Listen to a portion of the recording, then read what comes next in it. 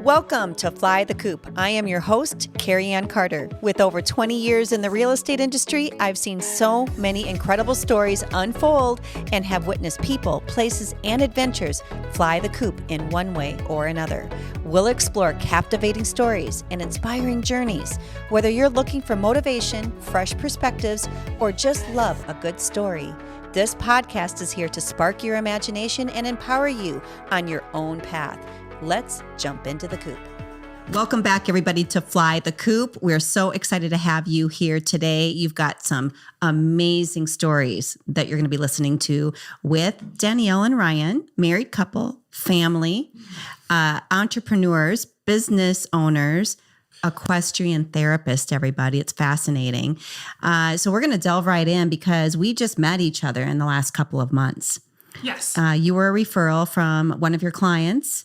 No, actually a friend. Our friends, the horse world. Yeah, in the horse world. Yeah. And you are ready to combine your home life, your home, and your work. And doing that has not been easy to do. Finding property has not been easy to do. So tell everybody about what you do and what you've been looking for and how we did it. Okay. So what I do, I've been doing, I'm a licensed marriage and family therapist, and I've been doing that I finished licensure in 2015, but before that I'd been doing therapy, since 2001. Yeah. So 2020 came along. Mm-hmm. I was burnt out. Super exhausted. burnt out. Yeah. Like had nothing left to give. So I'd been bringing my golden retriever to the office. Oh, cool. And I realized what a huge impact she had on all of my clients, but like my coworkers and like other people's clients in the waiting room. And so I knew I had to do something like that. Animal related. Yep. So I worked with someone for a year. I think it was in like 2018. I did it like a year of equine assisted therapy with another therapist, but it just wasn't the right fit. Horses, everybody. Yeah. Equine. You have a horse background. Yeah. You love them. I know. And I always forget like these terms that like are just normal to me. A lot of people don't know that. You know that? Yeah. They don't. Mm-hmm. It's shocking. Yeah. I always say that I married a Wisconsin girl, but you can't take the Wisconsin out of the Wisconsin girl. No. And she's you like, can't take the cheese out of the girl, I know. but you can take the girl out of the cheese. And well, you are cheesy sometimes, aren't you? I'm wearing my Minnesota Nice shirt today too. Well, we need to leap back a little bit and intro Chris because you guys met in college, right? No. Ryan and I actually met on eHarmony. Yeah. Oh, did you really? Oh, yeah. Oh, how cool. To the dating world, it's a real thing. It is. Steve and I met on Bumble. Yeah. Yeah. Uh-huh. Yeah, we were in one of their commercials. They flew us out to Hollywood. And really? Gave us a little Hollywood treatment. And wow. Well, there's a whole other story right there. There is an entirely different story. But I married a girl who grew up riding horses, and she had to give up horses once she went off to college. And she tried every hobby while we were together. We've been married, we're coming up on close to 20 years now. Wow. And she eventually realized that she had a hole in her heart, and it was horse-shaped. And she started he's a marketing genius. She started doing riding lessons again. And all of a sudden she'd come home. You normally would be burnt out from work, and she'd come home after getting to go out to the barn, and she'd like have this like energy about her again. And she's like, this is my hobby. It's always been my hobby. I've tried to deny it. And so it was, as Danielle was saying, in 2020. I actually apologized a lot because I know how much it costs. Mm-hmm. It's expensive to have horses. Sorry, I've tried every other hobby I can possibly think of, and none of them will work. It has to be horses. Mm-hmm. Because therapy is stressful. It is, and it's hard to say that, right? Because you don't want to take up the space for clients who need that space. Mm-hmm. And so, like, as a group, like as a community of people, therapists don't talk about how hard their job is. Right. Because we don't want people to not make it hard. Right. We want them. Well, you don't want that message to be how they look at themselves. Right. Yeah. And so that's where it's important, to set up an environment that works for you as a therapist, that works for your clients. But we have to do our own work, and we have to do all of our own self-care. So true. And if you haven't even done your own therapy, then you really can't do Help therapy other for someone people. else. So when I was hitting this like insane block, I was like, okay, I know exactly what this is. I just have to practice what I preach. Right. Right. So I did. And so through a lot of conversations and a lot of dreaming and a lot of fear, I jumped and I found a barn owner who was willing to host me and let me try it. Right. And so explain to everybody what that looks like, because your patients are now coming out of an office environment and you're now exposing them into an outdoor, more organic environment, and you're teaching them how to work with horses while doing therapy at the same time. Right. Yeah. Okay. So so that's the nice thing about it is you're used to coming into a parking lot and walking into an office building and walking down a hallway and finding another office and going into another office and then sitting in someone's fake living room and talking. Right. And it's all very enclosed and clinical. Yeah. So clinical is a good word. Yeah. Which is good sometimes. Right. And it's right for many people. But the people that see me, it doesn't fit anymore. So, well, there's a lot of different ways to carve that up, right? There's lots of people to help. And so what you've done and what we're going to talk about today to the viewer is how do you carve out a career and a passion that also fills your soul at the same time. Exactly. Understanding there's a client base specifically for that. So it's almost like it's kind of like how we found your property. We're really clear on the avatar and we're super clear on who we're messaging to, and you go all in on just that. And I think that's a really critical learning lesson for everybody right now in a changing world. So we'll leap back again. And that's literally what I did. I was like, okay, I have no lease on any office. Like I have a barn and an arena and pastures. Yeah, that's awesome. That's it. And in the winter, bring a coat, bring your toe warmers. And if you need it, we have a space heater. That's awesome. That's not how it's going to be though, because we're going to jump in a little bit to what we've done. Yeah. So people come and I meet them at the front door of the barn and I give them a tour, show them where the bathroom is. We have an indoor bathroom. Yep. And I have pictures of the horses and I say, well, here's your options. Like, take a look at these and let's go pick out a horse. Yeah. That's great. So the whole time, like this whole summer has been spent outside. And this fall, I mean, these past few weeks have been gorgeous. Beautiful. So I'm outside all the time, even doing paperwork. Like yesterday I had like a 3-hour break and I was just out there on my laptop in a lawn chair, the breeze blowing by. And I got to my 7th client of the day and I was like, let's go.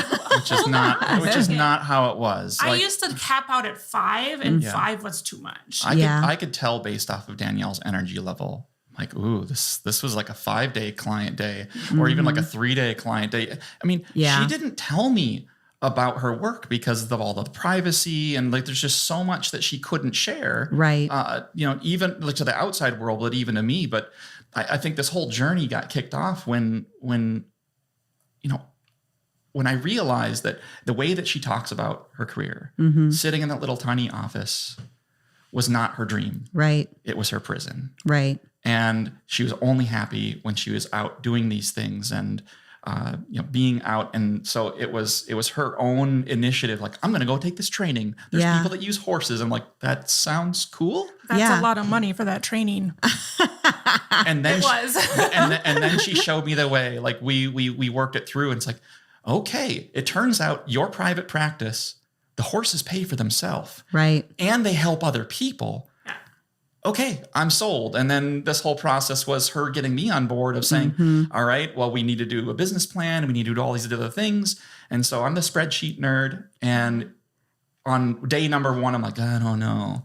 Week number 1, I think I was almost more excited at times. Like, can you believe that you could do this? And then we could have this many horses. And I was like, yeah, I've been doing it for 2 years. Yeah, I know. I'm like, all right, I'm playing catch up. So, and believe it or not, like she's been doing so well at this. It just blew up. Like that's what's so cool about it. You have such a deep passion for both therapy and the equestrian, the horse world. And you paired the two and it's on fire. It's crazy, you guys. Now, what's cool about your story, and we want to leap back to you, Ryan, is as a partnership, as a married couple, I've been fascinated watching this because you've partnered so well with such different personalities, really, right? So tell everybody what you do, Ryan, because you are like a math genius and a spreadsheet guru. You wouldn't have said that when he was in high school. So those of you who hate math in high school, it does get easier. Well, so I've been in sales, marketing, and product development for 20 years. And helping tell stories in a way that people can connect, whether it's the pain that people need and why do you need to buy a product, or, I just like storytelling. Yeah. Right. And ADHD is my superpower. So I'm interested in lots of different things. So I can get excited just about anything. But I can especially get excited about when it has to do with my wife and the things that she's passionate about. Right. And, getting on board for this was like an opportunity to tell a story that's really near and dear to me. And her success, the more successful she's been, the less I get to see her. And so I'm really selfish, Carrie-Ann. This is a very selfish decision for me, is that if we can work, because I work from home. Right. I work for an international company. I can work anytime I want. Which is the beauty of the new world, right? Is so many of us are. And I've been doing that for about 5 years now, is just working from home. And now I have the opportunity to see one of my favorite people in the world. The more successful she is, right? Like her success now enables us to work from the same place, which is really exciting.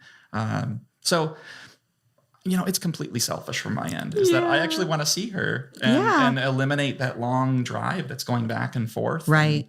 And and what's cool about the pairing of all of this, it was a natural, organic solution for sure, because you love horses. Yep. You love having them around you all the time. You love riding at the end of your day. You love the idea of being able to incorporate your home life and your children as part of the work you do. They're very involved with the horse component of it. So finding the search, how we met, is seeking out a home on land with an equestrian component. So an arena, a barn, all the things that you need to house horses. Well, and I think the most challenging part was it had to have an indoor arena. Right. Because in the winter, like I want my clients to be comfortable. Being outside isn't an option because no one can relax and get into their stuff when they're freezing outside. Right. And I think that was a kicker was how do we find an indoor arena that's not going to fall down around us? With pre-existing infrastructure. Right. Because we needed to be able to move in and be running within 90 days. Right. And we're going to deep dive into the equestrian part of it. But what I love about the two of you is even though the house was important, it wasn't the top priority. The equestrian component was. However, on the last round, and we looked at many and did a lot of target marketing, and we'll talk about that. And there's a reason for it, and we're going to talk about that because it's a nugget for everybody if you're looking for something specific. The house and the compilation of bringing your children in and your work, Ryan, because you work from home, finding that right combination so it served everybody. And we did solve for that. Like, we've got an awesome office. We've got a great setup for the kids. Like, this will be great synergy for the family for sure. That was the other selfish thing. I've been working out of a corner of our living room, and we have a bonus space above our garage, and it's the fun room. Yeah. It's where the TV is, the bar, the tables, the everything. And so during the summers, it's like, kids, I'm sorry, you can't be in the fun room. Dad's in here in the working room. So it's the boring room. So get out. It's the boring room. And so the chance to have a space where the fun room is not my office, and I have a separate place, that was also, something that I was hoping for. Right. Again, that search process was a constant sliding scale of what's most important and what's a nice to have, what's a want. And, I'm trying to remember, like, when we were talking about this, and I was trying to convince you without putting too much pressure on, because I know you. And you had said, okay. As long as it's 30 minutes from my friends and I have high-speed internet, then I can do it. Yeah. We got the 30 minutes. Yeah. We got moderate speed internet. Moderate. Moderate. Hopefully we can Hopefully we'll be able to improve that. Yeah. Oh, that's funny. That's funny. The navigation of finding this property, everybody, is the nugget I want to share. First of all, post-COVID lifestyle, this is a real thing. And people, because we're so low in inventory, not only in our state and our city, but nationwide, finding real estate's really difficult, right? Oh my gosh. So hard. So Interesting market when it comes to selling real estate right now in terms of pricing strategy and condition, and then finding the right fit. And everything that was on the market, either it's on the market and still on the market for reasons, and it doesn't matter. It's just reasons. Could be people, could be something that you don't know until you actually see the property. Right. Or it's gone. Yeah, right? I know. It's just on the market and off the market. So take your pick. And so if it's been on the market for a while, you start asking, well, why? And so, I mean, this is what made this search so infuriating was that at this point in time, this point in the market, it's just so well, and this is a hard. unique search. So those of you out there looking for something that's not necessarily a common search, what we did is this. I went to Ryan and Danielle, and I said, can you please write a letter? And the letter is about your story. And the letter included pictures and images, and we were very targeted about who we sent it out to and how we presented what the need was. And in that, everyone, we had 150 responses by text, email, and phone call. I'd say 75% of those were on the market and they were pitching their deal.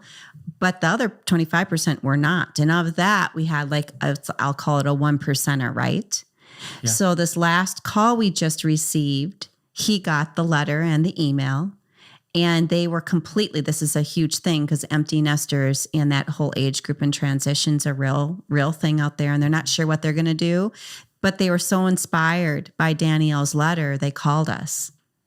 And it ended up, we were very clear about what we wanted, the house we wanted. Like we had her letter, your letter together, but then this is the criteria. These are all the things I'm looking for. Yep. That's the secret sauce to finding what you're looking for sure. And I think the process of getting clear was really interesting too. Because that letter, you got like the end of it.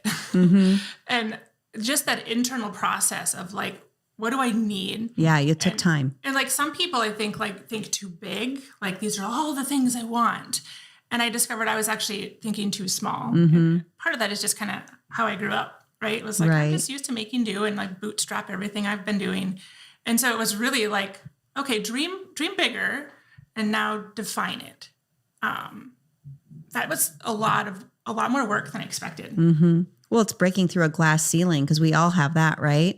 It's those limitations we put around us, even if subconsciously, and really going for, because you're never leaving this property. You're going to be there forever. With old hips and knees. Yeah. So in defining what that looked like, we finally found it and we were able to navigate it really quickly.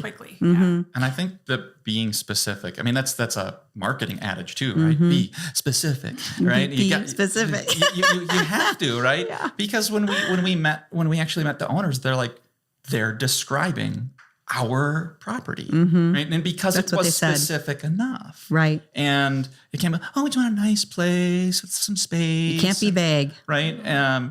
So that exercise that we went through together, and then Danielle really no, we have to have X, Y, and Z. It was a really valuable exercise too, because it also helped us in our discussion of right-sizing the price and knowing what type of things that we would need to have from day one, and understanding how expensive it is to build something that's not already there. Being very well aware of the infrastructure needs out there. And that's whether you're just buying a regular home or you're buying something that has infrastructure as part of, right? And kind of we learned a lot because of the people that we met.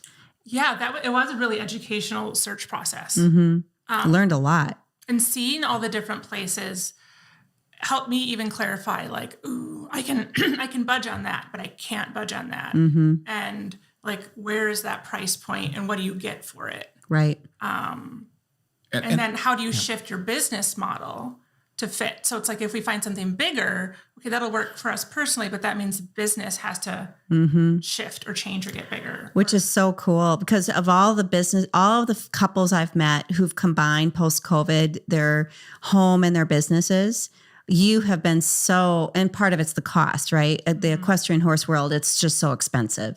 Yeah. So there is that awareness, but you really coupled this with a lot of clarity around the cost to do the work. The spreadsheets have been manipulated and changed by every single property very intentfully, like very clear. So leaping back into this work that you do, I think it's fascinating, the work. And I think a lot of people would be really interested in understanding what you're doing, because the growth model has been incredible. Yeah. So explain it to everybody. It's cool. That is such a big question. Explain it. Yeah, it is. Where to start? You're good at tell me where to start. I was going to say the number one questions are, so do you ride horses? Yeah. Okay. So I'll give you like a typical day, a typical session. So we'll say, let's do a teenager because they're the fun ones. Yeah. So you drive up, your parents park, kids come and find me. Parents sometimes, like, they're welcome to walk the property. We've got trails where they can sit, whatever. And then the kid and I choose a horse. Sometimes they've already established a horse they're working with. And sometimes they're choosing that horse. We go out to the pasture together and we get their horse, and it's already begun, right? We're doing a check-in on the way to the field. We're being aware of what's happening in the space around us. We're noticing how the horses are responding to us being in the field. And then we're checking in with ourselves. Like, okay, like, this horse I want to get, and she saw me coming and she took off the other way. Like, what does that say about how I am in this space? How do I feel about that response? And so much is already going on, right? And then we just work our way through it as quickly or as slowly as we need to. We get our horse, then they have more choices to make. And this is what I love about it, is it doesn't matter what age or what level of development, whether it's someone that's highly special needs and low functioning, or a high-end business person. Right. They get to make all these choices. So is it, do you want to brush the horse today, or do we want to move into the arena and start working with the horse? And again, every day it's different. When I start asking them to move with the horse, that's where things get really interesting, because everyone kind of wants to grab onto that horse and make it move. Because we are so controlled, right? And that is the worst thing you can possibly do with a horse. So it's starting to teach people how to, like, step back and recognize this space in between. And that's where all the work happens. Because once I become aware of this, you start to set your shoulders back and you start finding your anchor and your grounding in who you are as a human, and truly finding your power. And I help them work through all those blocks in between this. I have to make it work too. I've got this. So whether it's anxiety, depression, trauma, like, all of these things require your ability to, like, self-diagnose where you are. It's how you hold yourself in a space. And the horses, you keep saying horses don't lie. They don't. And I think, and that's the thing that I also really shifted in my own practice is, I put a diagnosis down because I have to for billing insurance. Right. And I know the history. It's just like everything else, but that doesn't come into the space because it doesn't matter. Like, I don't care what the label is. Right. Let's just get in here with this horse and work through our, can I swear on this? Yeah. Work through our shit. Yeah. We got to work through the shit. What is it? Let's work through it. And so this quick example, this one kid, I was teaching this idea of bullies and pushing around. And I noticed just this kind of closed in, weak body way of going. And so we worked with the horse. And I was like, I want you to get that horse to move away from you. And he tried everything and nothing worked. Like, we're talking like, here's some grass, like, come on, horsey. Like, and as I started shifting that power of, like, taking a deep breath, shoulders back and down, And I started teaching this kid how to look at the horse, give it a look, you shift your body, and the horse backs up. And that shift right there from he was almost there, he gets close to the horse, and the horse is like, nope, you don't got it. Like, right. It won't work until you've got it. It's a built-in awareness of confidence. Yeah. And so it's so hard to describe. And I say this to my clients all the time. I have a really hard time using words to describe this. So I'm like, let me show you. And then you start trying and we'll talk through it. So you're better at the talking and describing than I am. And I think that's why, because horses don't lie. So I can't say it. I have to do it. Because if I'm doing it, the horse will do it. Right. And then the client has a model for, oh, that's what it looks like. And then they can emulate it. Yeah. And then they get the feeling in their body for it. And it's like, oh, like the connection is made. So think about therapy as, do you want to learn how to be, work on your mental health, like sitting in a classroom, right? When you're in the office, the best you can really do is like talk about it and maybe practice it, but with a therapist. And, we have our own biases on like whether we let them get away in their role play or whatever it is. Right. But this is a diagnostic tool that is forcing you to not just talk about the skill that you want to work on, you're doing it. And Danielle says it's like building muscle memory. So you are getting an immediate feedback mechanism because these animals are so in tune. And we've all seen and heard stories of dogs and how they can help people deal and recover from this stuff because they're so in tune in almost a sixth sense. Right. Horses are the same way. They're just bigger, stronger. And we all know that they spook, they have trauma, they have anxiety. And so just like Danielle has these stories of like, oh, it was great. This kid came in and they hear the stories of these different horses, their pictures on the wall. And like, right. They sound like me. And so they work with these horses that also might have trauma or might have gone through trauma. They don't actually hold on to trauma. That's part of, in order to be in the therapy program, the horses have to do their own work too. Okay. So if they've been through a traumatic situation, I have a whole process of knowing like this horse has worked through all of its issues and it's safe. I can trust this horse. Yeah. We own some really weird stuff for like desensitizing and like, oh, what's this kiddie pool for? Is that for the kids? No, that's actually for the horses to like walk across. Can I have all your empty water bottles to put in the pool? See if I can scare them.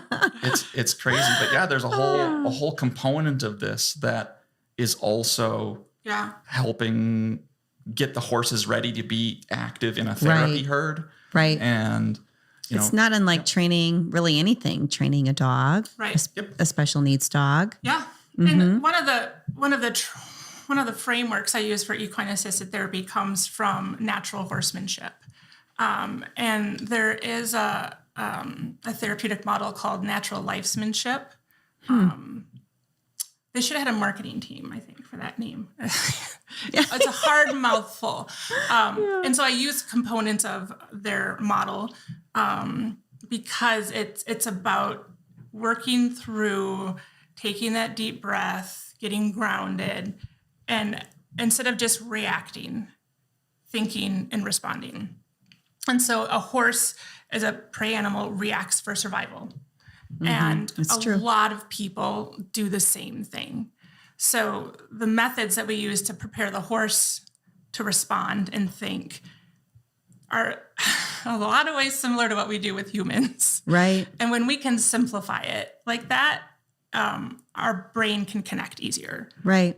We can just hit that lower function, like that base level of our brain. The lizard brain. The lizard brain. Yeah.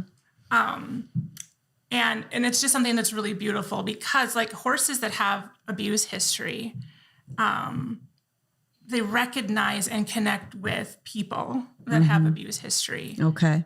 At least in the space, like in my experience, in my therapy practice, those are some of the coolest connections that I see because there's something that's seen between them and there's work that happens that even a therapist who's gone through that can't do. It's something that I really know that horse is going to do something for that person that nobody else can do. Right. Fascinating.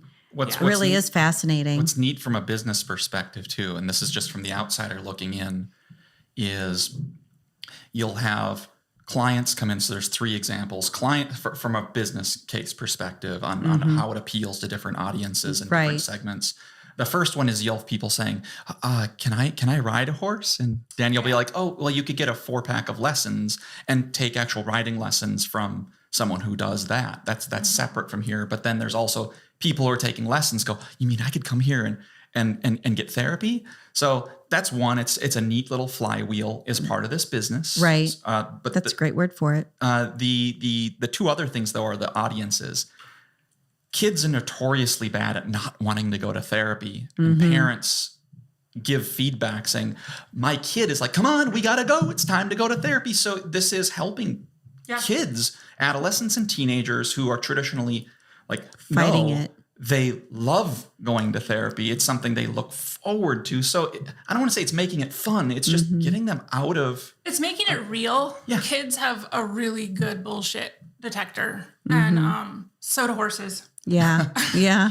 So you put them together. It's interesting. And it's like, here it is. And honestly, and that's where like even swearing, like if my kid swears in a session, then I know, okay, then that's something we're going to do. And so we do. Yeah. And because teenagers, young adolescents, like they don't have time for any of just the surface level stuff anymore. They're done with it. Right. And so they show up and the horses and I are there to meet them exactly where they're at.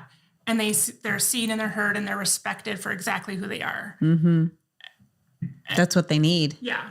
And so nobody's giving that to them right now. Exactly. And a lot of the parents are like, I don't know, like my kid won't go to therapy, but they said they might go see a horse. I'm like, okay, well, that's where we'll start. And so I have several teens right now who they came and I was like, they were like, you're a therapist. I'm like, let's go play with horses. And as we play with horses, by the end of that, 20-minute, just get to know you intro. Do you think you'll like this? They're like, so can we talk about stuff now? Yeah. There's something that happens, right? Like the guard comes down. Yeah. The third group is couples for couples therapy. I remember you telling me the first time, like, you put 2 people who are having a tough time working together and communicating and connecting and put them in an arena.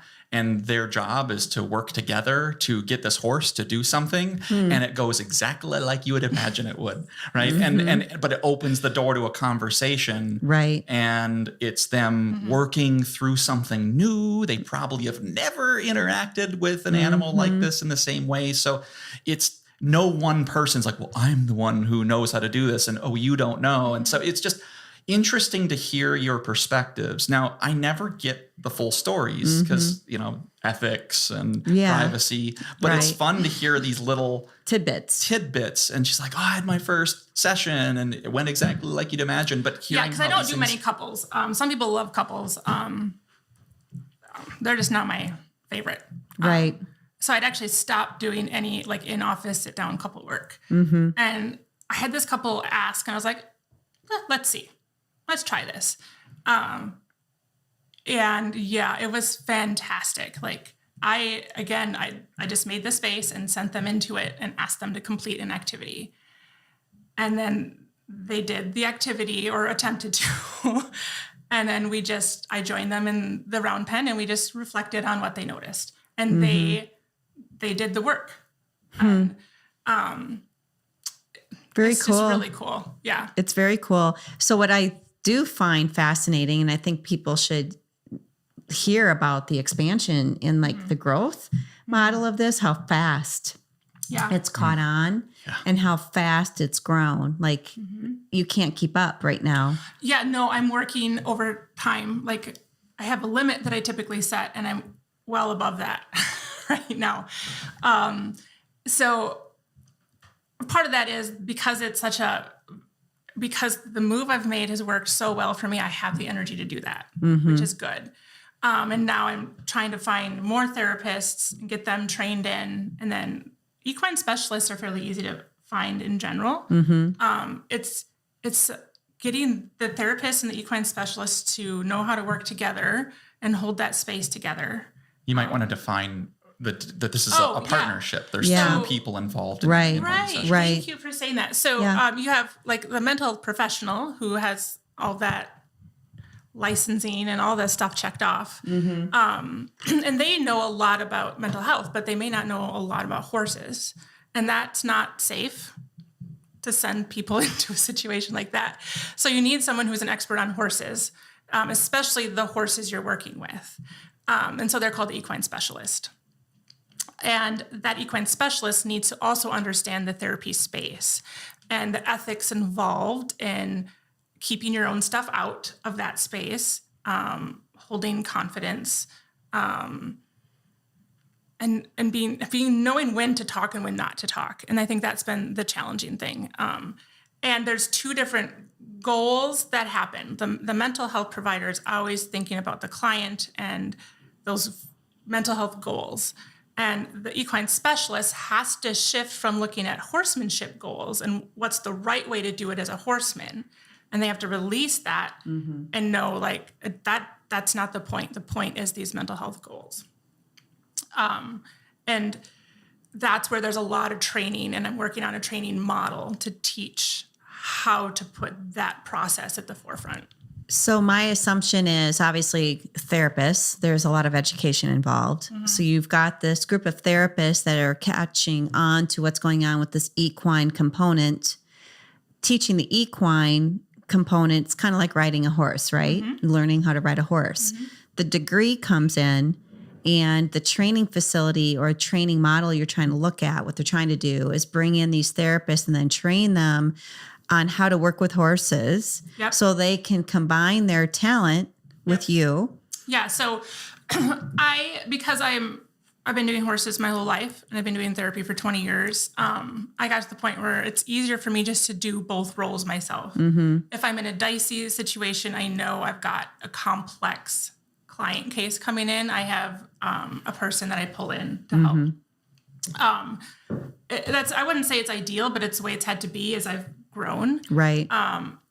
What I'm building is two people, a mental health professional and an equine professional, and they work as a team.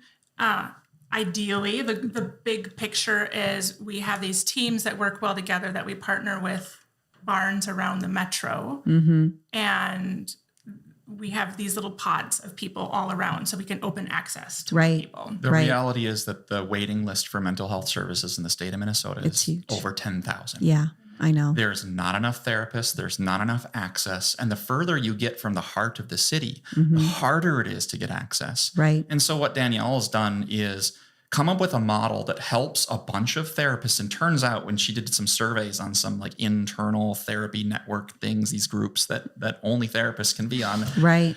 Turns out there's a lot of interest in people that, would also like to work from horse. Right. And, would like to bring their love of horses or riding or animals or even just being outdoors. And they would like to fight the burnout, just like Danielle, and find a way of bring these two passions together and serve people. And what we proved too is that by having mental health services at an equestrian center, you feed the lesson program and vice versa. It's a very symbiotic relationship, right? Especially when you only need a small corner of the center to do your work. That's brilliant. But when Danielle started taking insurance contracts, and so now people can use their insurance, we went from 2 to 3 new intakes a month to over 20 requests a month. And it's even higher than that now. It keeps growing. So there's more demand than Danielle has time that I'm willing to let her work. No, I'm kidding. Yeah. She's already fully loaded, but I want to see her. I want to have dinner, have her join us for dinner. Yeah. So this is like a 2-part thing, but we have other therapists that want to do the same thing. So she's working with other credentialed professionals to build a curriculum where they can go through the training. We can do the outreach with other stables. 5 years from now, we'd like to know that there's an equine elevated site, 3-4 different locations on the west of the Twin Cities, south of the Twin Cities. Right, that's what we've been talking about. So we can increase access to mental health, where the training and support from a professional peer network is there, and they can learn from one another. But ultimately, it's about helping people. And that's why this is so easy as for me as a marketing professional that loves to tell stories, there is nothing about this story where I'm feeling like I'm helping push people to buy more, consume more, get this thing you probably don't need. Right. This is helping people live their best life, and healing. So this is helping people live their best life, and healing. So cool. It is. So it's fun to. Well, I think to see this happen. The other aspect that I keep forgetting to say is what it does also for the horse and the barn owner. And that's kind of where selfishly I was like, well, I want to be the barn owner because I want all my horses to also get this benefit. Because like horses that are in lesson programs are being worked and trained, it's like, you have to do this. Like, this is your job. You have to do it. And they kind of get burnt out too. But what the therapy space and how we do it's making those positive connections, and it's a mental health boost for the horse also. And so horses that have been used in our lesson program have been really stressed. I intentionally started using them with clients that need to build connection and relaxation. And the first session I saw a response in the horse too. So not only are humans benefiting from their mental health, but now these horses are finding a more enriched, relaxed, happy life too. Yeah, which is so amazing. It really is. It really is. And they don't lie. They like drool. They do this like weird thing with their muzzle where when they're relaxed, like you know it. You know it. Yeah, this one horse has just been really tense. Like literally had to have Botox in her TMJ joint because she was so tense. And so she's been one I've been kind of targeting. And so I brought her in and was showing the client trigger points. They're called release points, trigger points for relaxation. And so we would do one on the horse and we would do one on ourselves, and we would start checking in. And the horse just kind of kept leaning in, and I started just massaging her joints, and all of a sudden just this release, and she was yawning and yawning. When a horse yawns like that, it's like all the tension is coming out. And then my client starts yawning and just stretching, and like it was like this whole like tension bubble just burst, and everyone just relaxed down. That's amazing. Really so cool. It's really cool because there's these parallel processes that happen with humans and horses, and it's beautiful, and it's fun as a therapist because I have to join it because I can't get in the way of it. So I'm here right now in this space. So this has been a stressful process of selling our house, looking for property, buying. It's been a lot. Oh my God. I will fully acknowledge I have participated the most difficult thing I've probably ever done in my entire life. It's been a workout for sure. While seeing 20 to 25 clients a week. And I'm like, okay, and in this moment, there's one thing I can do, and it's be 100% here. Right. With these people. That's the secret sauce right there, everybody. And because my work has required that of me, I look around at this insanely stressful, challenging thing we're doing, and it doesn't seem that hard. Like, there's a lot of work. But buy a property, sell our home, and move the business, and grow the business, and all at the same time. And keeping the business intact while you're doing it. Right. And it's growing at the same time. It's kind of nuts. And I would say we have an amazing team of people around us. If it weren't for literally the army of people around us, we would not be functioning. I would be like drooling and like. And I'd like to point out that Carrie Ann is part of that army. Like we seriously outsourced so much to you and your team. Like we're like, oh, we need to get a pod, and they can't get us for another month. And then Pamela's like, I can have one there by the end of the day. And we're like, thank you so much. So it's just all of these little tiny things. It's a series of tiny details that adds up to be an insurmountable obstacle. Yeah. Right? It does. And the team is real. I say that all the time. Like every single story requires its own unique team. There is no duplicated story out there. And yours is highly dynamic, and there's several moving parts. So it was just really being super clear about we are going to get to the end game here. We're going to get to the finish line on this, and we're going to keep reworking the team all the way to the finish line. And that's what we did. And so what was our mantra on the text messages all the time? Well, I know what mine was. It's trust the process. Yeah, trust the Trust process. the process. And the first time I heard that in grad school, and I looked at my professors and I kind of wanted to punch him in the face. I was like, this is awful. Like, I don't think I should trust this process. And at the end, when we graduated, they gave us these little clear wands with glitter inside. And they were like, okay, so here's the magic wand you wanted at the beginning, but you trusted the process and it worked. And I was like, I got to use that.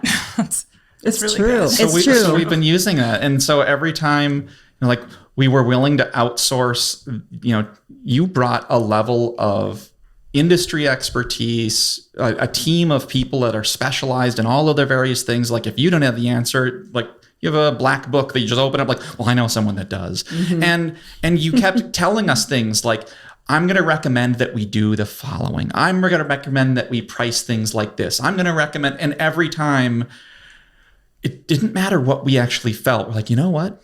Trust the process. Trust the process. And it was hard to let go of that level of control, but knowing that each one of these little incremental steps brought us closer and closer to the final goal. And now we're in the hurry up and wait phase of all of this. But we started finally, like in the last week, saying, you know what? I feel like I'm allowing myself to be excited.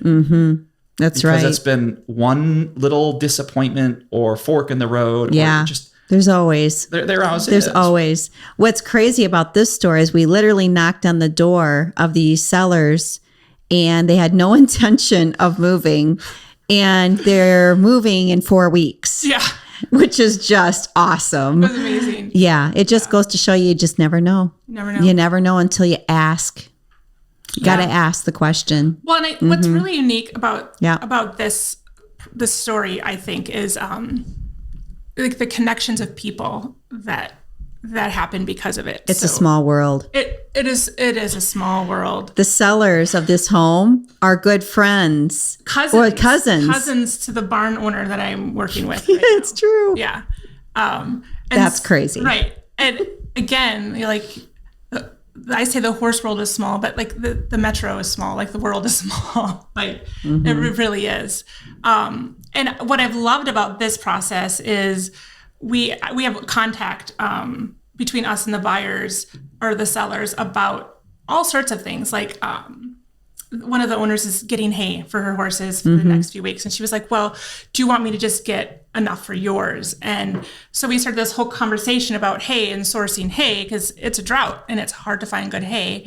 And A whole thing. Just on that. And so not only is it like we're buying their home, but now we're also networking together and working together as in the horse community to make sure all the horses are cared for. And she's helping me connect with her network. And it's just a really, it brings it, Ryan and I were talking about this. It brings us back to the old school days where it's like, handshake deals. Oh, you're buying the Johnson farm. Yeah. You went out and so you're buying the old Johnson farm because you met with old man Johnson or, like it just felt Yeah, it's very cool. having that connection. And it all started with, hey, people within these following communities, here's what we're trying to do. If you've ever thought about leaving your home and selling it, you should sell it to us and leave a legacy. Here's what we need, right? Like that was the whole That's point. exactly what we did. And so like, I feel like taking that approach, because I don't think the market's really going to change a whole lot from an inventory perspective. Nope. So having a team that knows how to reach beyond the on the market, but getting to address this whole group of private sellers, of future empty nesters, of people that don't want to just sell their property to make a profit. Right. They want to leave this A legacy. a legacy because they've invested so much love their and heart. attention and detail. And, versus a home that you're fixing up to put on the market. Right. Like A flipper. well, yeah, you make certain decisions. You're like, am I going to buy the new Bosch or Frigidaire dishwashing machine, or I'm going to get some like cheapest Kenmore I can, right? And I'm an appliance guy. I just love good appliances, right? And cheats and data points. Well, how good is this particular location going to be? And does it have the crystal dry feature for the dishwasher? Here's a model I put together, honey. Well, what do you think? And I'm like, does it clean dishes? Yeah, that's all I remember. Yeah. So, I think that idea of reaching that private seller who didn't know that they were going to sell, but has maybe thought about it. The home improvement decisions they're making are thinking about like, what would they want? And double-edged sword. But, if you're buying from the right people, if they might have really good taste. We happen to win the lottery and found someone like the paint colors, the new siding, the roof color, like the new all mechanicals. Of that stuff. Oh my gosh. Yeah. It's so cool. So it's we're totally allowing agree. ourselves, like maybe I should be yawning, and if I were a horse I might be like extra flatulent for being so relaxed. Yeah. They do that too, by the way. They're like, that's a relaxed We've got horse. some good videos. Yeah, I mean, I think it's so accurate. You hear in the real estate community, when you look at the different the psychology behind the marketplace right now, and the why behind trying to match or finding inventory. These people, these sellers, they're 40% of our country and our state. And most of them aren't super clear on exactly what they're going to do. So putting a message out to that community, and whatever your story might be, I'll get a lot of grief about, well, they should be going on the market and going public. You shouldn't be doing this privately. I'm like, listen, you can wish all you want, but the reality is 40% of the population's not moving or going public because they don't need to. Right. It's not about the money. It's not about, whether they have to go or not. It's just they're not sure what to do. So when you motivate them with a really great story, which is the point here, and you put your story in front of them, and then all of a sudden you've created this life and this, I always say, pass the baton and the legacy on to a steward that will be as passionate about this as you are. And that resonates, right? Mm-hmm. And that's what we did. And it worked. Yeah. Which is super cool. Yeah. It's super cool. It really is. Mm-hmm. And now we're going to be moving you here in just a few weeks, literally like 2.5. Yeah, is it 2.5? They don't know this yet, but the seller, Mike, said, I think we might be able to pull this off by October 5th. If that would be possible, it would be amazing at this point. Mm-hmm. We had this very Sorry, this is like, you heard it here first. I'm like, we have a very complicated spreadsheet of which couches we're surfing on for 10 days. Literally, this is when you just do what you have to do, but they're homeless for basically just under 2 weeks because we have to wait, right? So you figure it out. You just figure it out. And it's possible we might be able to pull it off in one day. Sitters, we've got dog sitters, They have chickens too.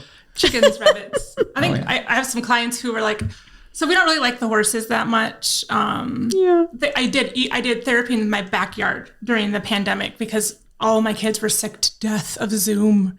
And so I was like, okay, I know which clients can handle these boundaries. These are the boundaries. Come to my backyard. We'll do therapy with all my animals.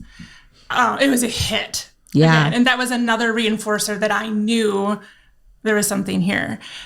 So one of my kids found out that I reached out to mom and said, good news, like the chickens and the rabbits and the cats, they're going to be back. Like they're all going to be in the same place.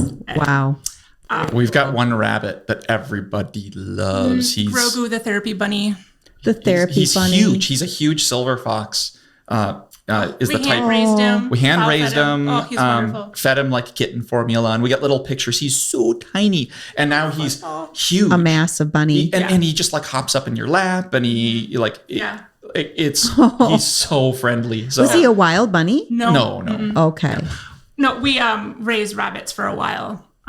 We've the only animals I haven't actually had yet are goats. Oh, well, you probably will. And like alpacas. I'm not doing alpacas, but I think alpacas are so cool other than the spitting. I have 3 clients this week who are like, goat yoga? Goat yoga.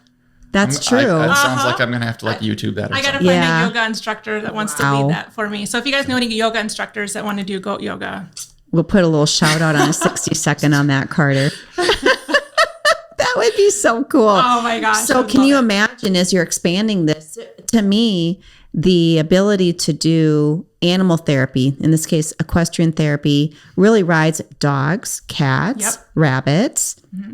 And it's like the whole bees. Yesterday, bees made a really big, actually frequently bees make a really big impact in session. Interesting. Because we're outside in nature. There's a lot of clover in the yard. I almost thought I knocked that over. And so the bees are out going from clover flower to clover flower. And think about it. Where's panic? Where's fear? Like bees. And so we get that moment to just breathe and look and observe.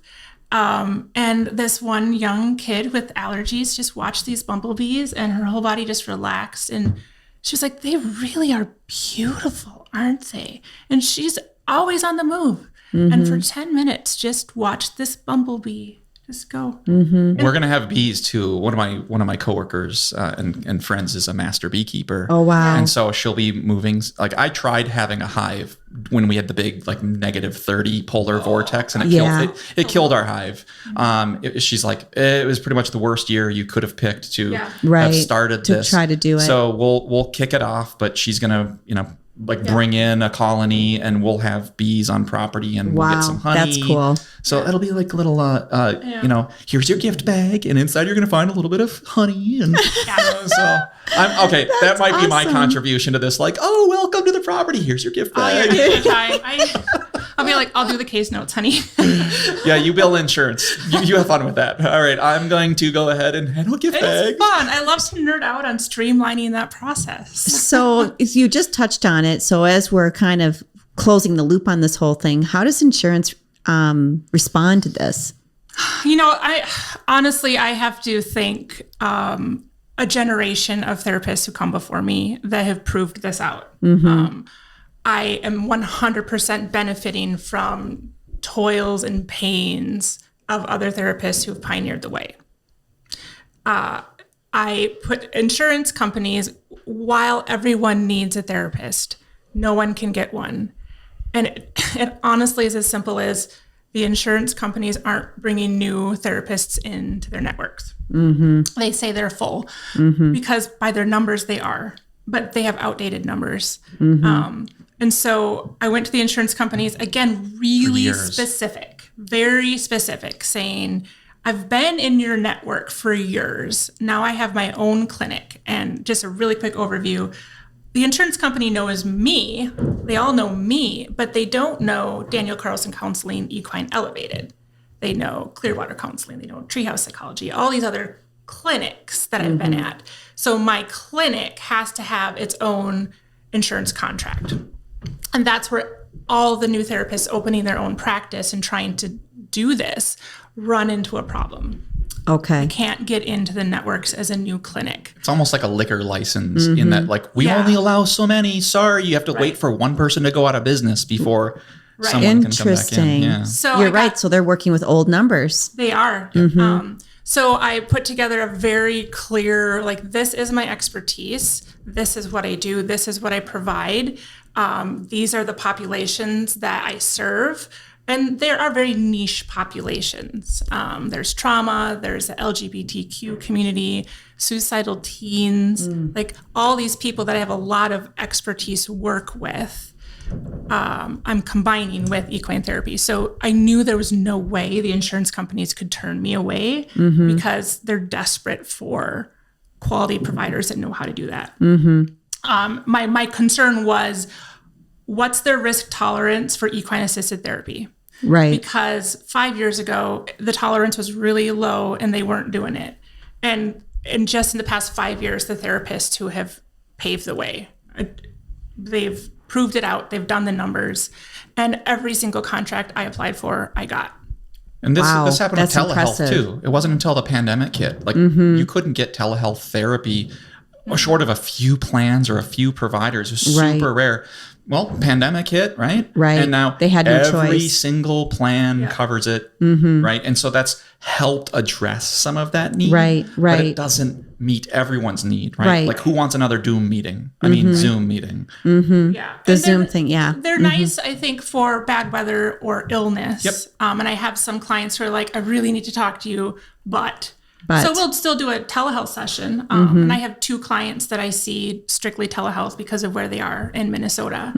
But the thing is, like, being able to know Minnesota, right? Like, and I know Wisconsin too, because I have some people that come in from Wisconsin, but I know the community, I know their needs, and it's providing what they need and then talking to the people that are getting in the way and saying, here's the problem, let's change this.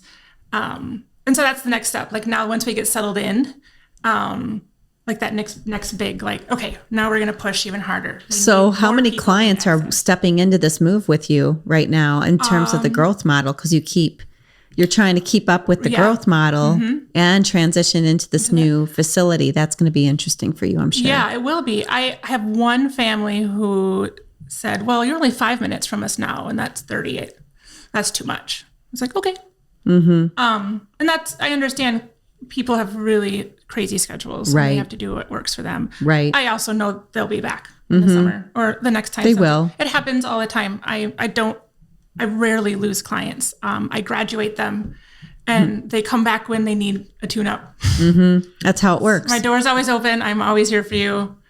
And so that's why I'm also always full, because I have all my new people and then all my old people, and they all just kind of, I fit them in. And we now, if you draw concentric circles around where treatment occurs, right. Well, we now just have access to like 3 entirely different communities that were out of reach of the previous facility. So it's fascinating to see how it works. And then having really dug into looking at all of the past, like having helped with the business plan and look at the numbers, what's fascinating is that therapists, like teachers and a lot of other professionals, are grossly underpaid. Oh, like yeah. the reimbursement rates are low. Yeah. But with equine assisted therapy, the way that the insurance billing codes work, it actually makes it a little more reasonable. So by bringing horses, so from a business perspective, by including the horses in the practice, the billing rates go up. It doesn't cost any more for the client or the patient, right? But the reimbursement rates are higher because you're using a diagnostic tool. It's a complexity code. To completely nerd out, but it makes a huge difference on the ability to provide and increase access to services. Right. And it's actually even got a higher efficacy. It's got better client and patient outcomes. Well, that's what I was going to just say. The outcome is so much better for the client. Yeah. And absolutely, as a therapist, my costs are significantly higher doing equine assisted therapy. Oh, of course they are. That's why nobody can do it. Like the entry rate is impossible to overcome. And that's why I partnered at Windfall, because if I had not had this 2 years to launch from and to have someone willing to give me their space on a sweet deal, I could never have launched to where I am. Right. And you are lucky. I am. And so timing is everything. Right. And I'm not going to, so the key is knowing that so many other therapists would love to do it, but they can't afford the buy-in. It's how do we help them? Right. How do we help figure that out? Because insurance isn't going to pay more. They should, in my opinion. They should. Yeah, they totally should. When do they ever listen to me? And I'm just biased. Yeah, they totally should. Yeah. But creating that launch pad for other therapists to do the same thing Danielle is doing which is amazing. First learning, then partnering, and then then launching them out into the world and helping build that business case to partner with another stable just like Danielle did and carve out your corner of that community and then provide continuing education and collaboration, because in order to stay good, you have to continue learning and collaborating. That's everybody. Your team. And again, it comes back to the team. Like as we bought the house, I had we gathered our experts and we're like, that expert has it. They've got it. I trust them. And no matter what you're doing, if you want to be successful, you have to have a team of experts around you that you trust to do their job. And everybody just does their job and it works. Take some of the emotion out of it. Yeah. Exactly. So your aha moment, now that you're just weeks away from finally combining your home and this vision that you've had, what would your words of wisdom or your one nugget, what would that be to the audience, generally speaking, knowing what you do, that would inspire them to make whatever major life change they've been thinking about doing out there? What would be that one thing that you would share with them, with you? Oh, man. It's a big one. I'm going to think for a second.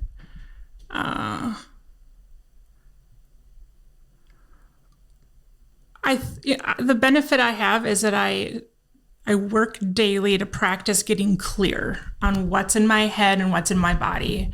And so when I took that time to settle in and think, what do I need? Like, where's the core? What is it that needs to shift?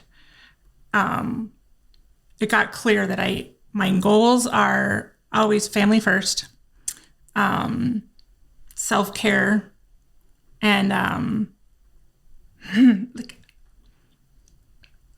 it's this idea of integration with healthy boundaries, right? Because I'm integrating a very sensitive line of work with my living space, and clear vision, clear boundaries. And there's something on the tip of my brain that's going to come. The clarity is absolutely a critical piece. Yeah, clarity is huge. Of purpose and mission. That's really what it is. When Ryan and I started talking, and we were like, "This is our mission," and this isn't about finding a house to live in. This is about a mission that I feel in my bones that has been there my whole life. Period. And it's staying true to that mission, staying true to who I am, and jumping forward into the dream and taking a risk. Taking a risk. Yeah. I think that's a big one right there. Being willing. Easy. It was we were up at the cabin. It was over July 4th. And you had your very first draft of your business plan that you wrote, and you had me look it over. And I know I was nervous, like having someone who writes for a living, like especially with your husband. You're like, oh my god, he's gonna say mean things about me. No. My feelings. He's the only one who can actually hurt my feelings. And my reaction to it wasn't, here's a bunch of edits. It's, you're not dreaming big enough. Yeah, that. And she's like, what? You are not dreaming big enough. And that's my takeaway, is that it's not just about your practice, but this whole mission and vision was it's not about just your site, but it's the next one and the next one. Your mission is to increase access to mental health using animals and getting therapy out of the office and into the outdoors. There you go. So yeah, the nugget is like, honestly, this wouldn't happen if it weren't for our marriage and our partnership. So truly the bottom line of our story is Ryan and I have done our work as individuals and as a married couple, in and out of therapy, working through hard stuff, ugly, nasty, icky, awful, hard stuff that we had to work through, that has created this beautiful partnership that means more to me than anything on the face of the earth. And if it wasn't for Ryan and our marriage, none of this would happen. Right. And so knowing that, like, the two of us are stronger, and that his gifts are so different from mine, but I need his gifts and he needs mine. Like, yeah, I think that's really what it is. It was in family therapy, a family therapy session where the therapist was like, and this was a completely unrelated topic, but it's like, Ryan, do you want to be on the train or do you want to be off of the train? Because this train's going someplace. Yeah. And so either you're on it and you get to be with everyone, right, or you're going to be waving bye-bye from the sideline. So are you with them or are you on the train or are you off the train? And it's funny because it was this whole journey. I'm like, oh dang, I'm going to be on the train. I want to be up in the front pulling the choo-choo thing on, woo, Yeah. woo, so, Yeah, because the kids were like jumping on the train before me. Like our oldest had created this whole Google slide when I had an idea one night. I was like, wouldn't it be cool to move to the country and do therapy? And my oldest was like, yes. Now's my presentation. Dear family, here's my 16 slide PowerPoint presentation on why we should move to the country. Yeah. So true story. That's amazing. That's amazing. Well, that's why I wanted the two of you here. Thank you. To do this story, share this story, because as a couple, as individuals, and on your own paths, right? And your path together, you've combined who you are individually and created an amazing story together that has to be shared, and we'll see tremendous growth, in my opinion. I'm excited. So I'm really excited for both of you. It's just a gift, really, to be a part of the story. So thank you. We're so glad that you guys could all listen to this amazing story of Ryan and Danielle, equestrian therapy, marketing guru. Remarkable. Follow them. How do they watch and find you? How do they find you? Our socials are Equine Elevated. Equine Elevated. And upcoming, a little teaser, is a YouTube channel will be coming. Probably my kids will make me get on TikTok, and this guy too. Awesome. That would be awesome, wouldn't it? My kids will love it. I'll just... I do this kind of stuff for a living. I know right? you do. But He's got a podcast, everybody. It's going to be... unless you're in the technology space. It's going to be gritty and honest, so... I think that's going to be super fun. And you don't know what do you have a title yet? It'll be Equine Elevated. yeah. It'll be Equine Elevated. Awesome. Okay, everybody, Equine Elevated, Ryan and Danielle. Take a look at the YouTube channel. It's going to be coming up probably in the next months. Yeah. We'll kick it off as soon as we move in. Like I'm planning on taking footage Immediately. from the move in, because you're going to want to have some B-roll of people like moving boxes and like getting the horses off the trailer for the first time. That's amazing. Yeah. So there's my part-time job. Maybe we'll do some mushy hugging goodbye. We're moving 22 miles. We'll have to hug and cry. You have to do that. Community. Although we're not going to shed any tears over no more split level. So. Yeah. Well, you know what? The house is beautiful. The equestrian farm itself is beautiful. Yeah. Equine Elevated. Check it out if you've been looking for family, friends, anybody you know that's been exploring a therapy option. Danielle, everybody. Danielle Carlson, Equine Elevated. Thank you so much. Thank you. We'll see you next week on Fly the Coop. Thanks so much for tuning into this episode of Fly the Coop. Be sure you subscribe to the show and leave us a review. I sure would appreciate it. We'll see you next time in the coop.